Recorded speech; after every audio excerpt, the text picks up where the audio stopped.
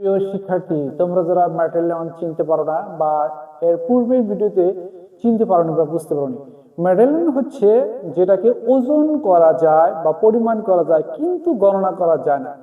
আচ্ছা, একটিবার চিন্তা করে দেখেছো যে কি কি জিনিস আসলে ওজন করা যায় বা পরিমাণ করা যায় কিন্তু গণনা করা যায় না? বাস্তব ক্ষেত্রে বাজারে গিয়ে বা কোনো দোকানে গিয়ে দেখো যে বাবা অথবা মা যখন বাজার করতে যায়, কখনো তোমরা কি বাজার গিয়েছো বা মার্কেটে গিয়েছো যে বাবা অথবা মা বা যে বাজার করতেছে কি কি জিনিস মেপে মেপে কিনতেছে বা ওজন করে কিনতেছে, যেটাই দেখবা যে ওজন করা যায় এবং মাপা যায়, সেটাই কিন্তু হলো ম্যাটেরিয়াল, মানে পদার্থ বাচক, মানে সেটা হতে পারে তরল বাচক বা যে কোনো বস্তু বাচক। আচ্ছা, আরো আমরা বৈশিষ্ট্য বলতে পারি যে অনেক সময় ডেফিনেশন বা সংজ্ঞা স্টুডেন্ট তোমরা না বুঝে কিন্তু মুখস্থ করো, সেটা হয়তো সকালবেলা মুখস্থ করলে বা বিকেল বেলায় ভুলে যাচ্ছ, বা আজকে মুখস্থ করলে বা এক সপ্তাহ পরে কিন্তু সেটা ভুলে যাচ্ছে। আসলে এইভাবে নাউন বা পার্টস অফ স্পিচ শেখা যায় না, বা থিওরিক্যাল কোনো শিক্ষা আমাদের অনেকটাই মনে থাকে না। প্র্যাকটিক্যালি চিন্তা করে দেখো তো বাবা, তোমরা যারা আমার ভিডিওটি দেখছো, যে আমরা কি কি জিনিস আসলেই দেখি যে ওজন করা যায় অথচ গণনা করা যায় না। আচ্ছা, এবার আমরা কয়েকটা এক্সাম্পল দিতে পারি, যেমন সল্ট, লবণ অবশ্যই ওজন করা যায়, ওয়াটার পানি, অয়েল তেল, হানি, মধু এবং মিল্ক দুধ, এগুলা কিন্তু অবশ্যই ওজন করা কি ওজন করা যায় কিন্তু অবশ্যই গণনা করা যায় না। আরো কিছু জিনিস আছে, যেমন মাটি থেকে উত্তোলন করা যায়, যেমন কোল, কয়লা, অবশ্যই এটা ওজন করা যায় কিন্তু গণনা করা যায় না। যেমন কেরোসিন তেল, অবশ্যই এটা একটা খনিজ জাতীয় বা নিচ থেকে আমরা উত্তোলন করতেছি। যেমন গ্যাস, যে কোনো গ্যাস হতে পারে, নাইট্রোজেন, হাইড্রোজেন, অক্সিজেন, যে কোনো গ্যাসীয় কোনো কিছু হলেই কিন্তু সেটা অবশ্যই ম্যাটেরিয়াল কিন্তু হবে, মাথা রাখতে হবে। এবং আরো ধাতু জাতীয় কিছু জিনিস আছে যেগুলো আমরা অবশ্যই মাটি থেকে উত্তোলন করতে পারি, বা মাটি থেকে যেটা আমরা পাই সেটাও কিন্তু অবশ্যই আমাদের অবশ্যই কি হবে, ম্যাটেরিয়াল হবে। এবার আমরা কয়েকটা এক্সাম্পল দিয়ে বোঝানোর চেষ্টা করি যে ম্যাটেরিয়াল আসলে কেমন করে তৈরি হয়। যেমন গোল্ড, গোল্ড মানে স্বর্ণ, সিলভার রৌপ্য, আয়রন লোহা, আরো আমরা বলতে পারি এখানে কোল কয়লা, স্টোন পাথর, স্যান্ড মানে বালি, সয়েল মানে মাটি, ওয়াটার পানি, মিল্ক দুধ, হানি মধু, ওয়েল তেল,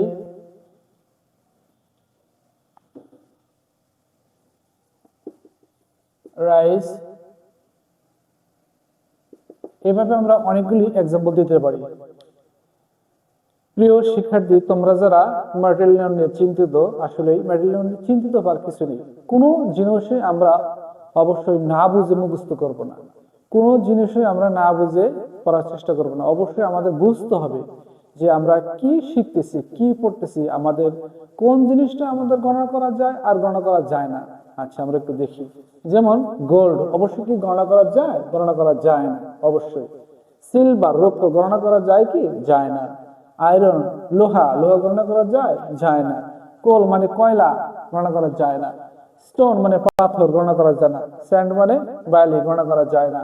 সয়েল মানে মাটি, ওয়াটার মানে পানি, গণনা করা যায় না। মিল্ক মানে দুধ, গণনা করা যায় না। হানি মানে মধু, অয়েল মানে তেল, রাইস মানে চাল।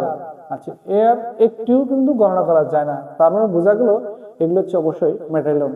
আর ম্যাটেরিয়ালের বৈশিষ্ট্য অবশ্যই যে যতগুলা পদার্থ দুনিয়াতে আছে যেগুলো গণনা করা যায় না, শুধু ওজন করা যায় কিন্তু গণনা করা যায় না, সেটাই হচ্ছে ম্যাটেরিয়াল।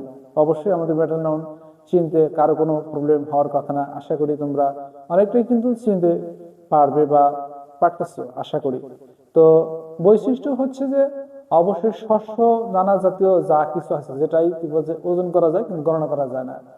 আছে মাটি থেকে যেটাই আমরা পাচ্ছি উত্তোলন করতেছি সেটাই কিন্তু অবশ্যই ম্যাটেরিয়াল নয়, যেমন গোল্ড সিলভার আয়রন এগুলোর সাথে হচ্ছে অবশ্যই ম্যাটেরিয়াল নয়। ম্যাটেরিয়াল চিনতে গেলে আমাদের একটা জিনিস অবশ্যই মাথায় রাখতে হবে যে ওজন করা যায়, পরিমাণ করা যায়, কিন্তু গণনা করা যায় না। আমরা বাস্তব ক্ষেত্রে আমরা একটু দেখি যে কোন কোন জিনিস আসলে ওজন করা যায় বা ওজন করা যায় না, সেটা গণনা করা যায় যায় না। অবশ্যই ওজন করা যায় কিন্তু গণনা করা যায় না, এটাই হচ্ছে অবশ্যই ম্যাটেরিয়াল। আর ম্যাটেরিয়াল কখনো কখনো দেখা যাচ্ছে যে কমন নাউন হয়ে যায়। কিভাবে আমরা একটু দেখানোর চেষ্টা করি।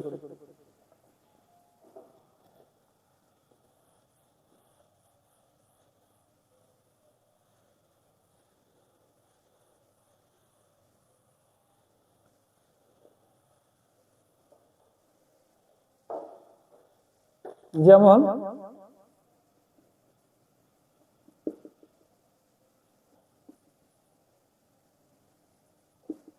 the rise of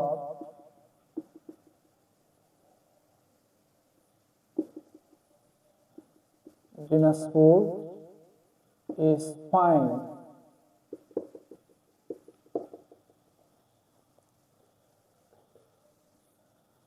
আমরা জানি কোনো ম্যাটেরিয়ালের পূর্বে যদি দি বসানো হয় সেটা নির্দিষ্ট করে